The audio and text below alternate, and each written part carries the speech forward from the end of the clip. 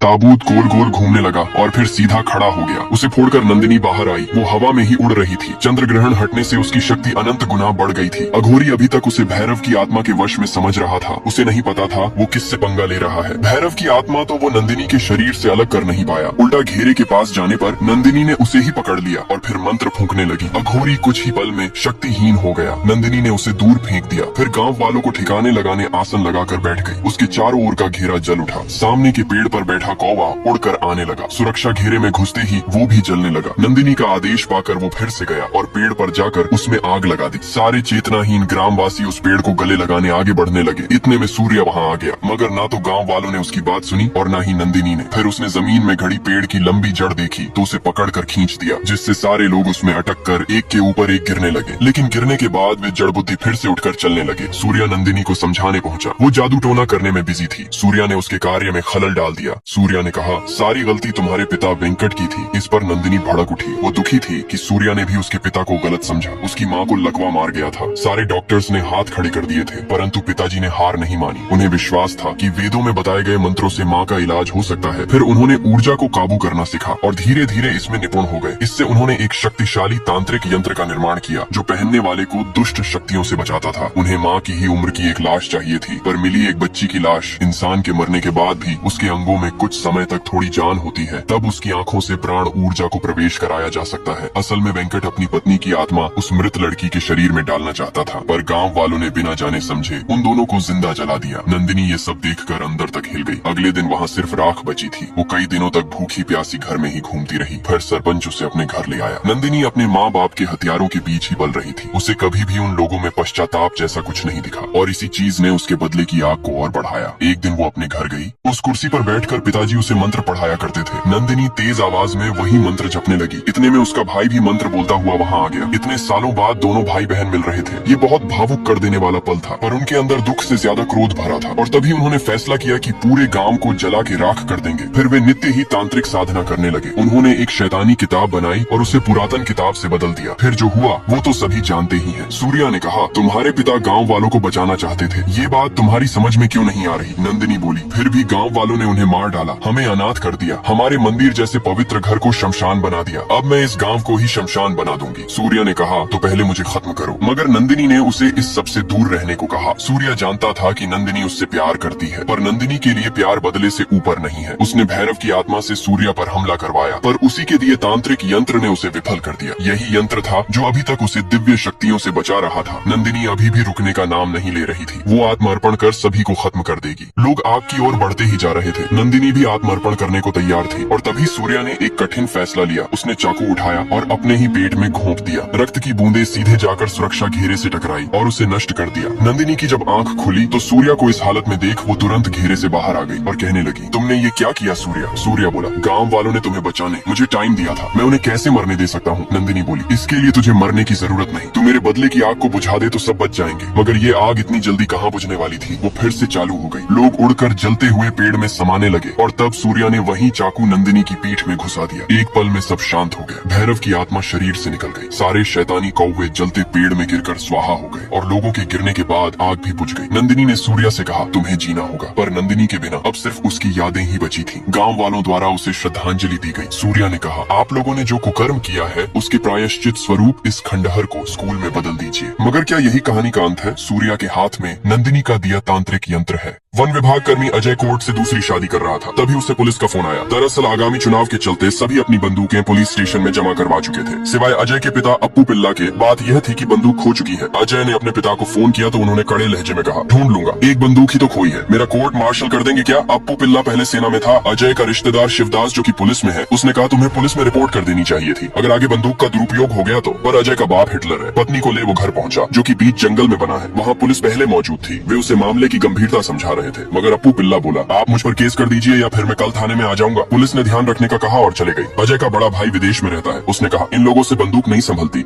और ये देश को संभालेंगे। उसकी अप्पू पिल्ला से बिल्कुल नहीं बनती थी। अपर्णा को बताया, हमारे पापा हिटलर है। रूम में जाते वक्त अप्पू ने अजय से बोला, तुमने मनियन से बात किया, मुझे पेड़ पर चढ़ना पड़ेगा। अगले दिन अपर्णा घर के पिछवाड़े घूम रही थी। जंगल की फोटो लेते वक्त उसने एक बड़े से पेड़ पर रेडियो टंगा देखा। इतनी ऊपर रेडियो किसने लटकाया होगा? तभी अजय वहाँ आ गया। उसने एक पुरानी भूतिया हवेली जिसका इतिहास अंग्रेजों से जुड़ा है, वहाँ फिल्म की शूटिंग होने वाली है। 1.5 फुटिये ब्रोकर ने बताया। हवेली की मालकीन एक 98 साल की फ्रेंच औरत हेलन है। इस फिल्म को अगाथियन डायरेक्ट कर रहा होता है। शूटिंग की तैयारी करते वक्त उन्हें हवेली में एक पुराना फ्रेंच पियानो मिला। अगाथियन ने उसे जमीन से बाहर निकालने कहा, लेकिन तभी उसे प्रोड्यूसर ने फोन कर कहा कि हीरोइन भाग गई, इसलिए अब ये फिल्म नहीं बन सकती। अगाथियन की ये बतौर डायरेक्टर पहली फिल्म थी और वो इसमें काफी पैसे लगा चुका था। इधर अंदर पियानो बाहर निकलते ही एक पुराने जमाने के कपड़े पहना भूत जाग गया। शूटिंग के लिए अगाथियन की दोस्त वीना सारा सामान भी ले आई, पर उसने सब फेंक दिया और पियानो भी वापस पटक दिया गया। अगाथियन इस बात से काफी दुखी हुआ और अपनी माँ से कोई रास्ता दिखाने कहा, मगर वो तो उसे पहचानती भी नहीं। वे लोग कालंगीनाथ बाबा के मंदिर में बैठे थे तो उसके पिता ने बताया, जब मैं अपनी गर्भवती बीवी को प्रसव के लिए ले जा रहा था तब इसी जगह पर गाड़ी का पहिया फंस गया और मुझे अपनी बीवी को मंदिर में लाना पड़ा। तेज बारिश में भी एक देवीय रूप वाली महिला दीपक लेकर आई। उसने कहा, यही भगवान की मर्जी है। अगले पार्ट के लिए वीडियो लाइक और चैनल सब्सक्राइब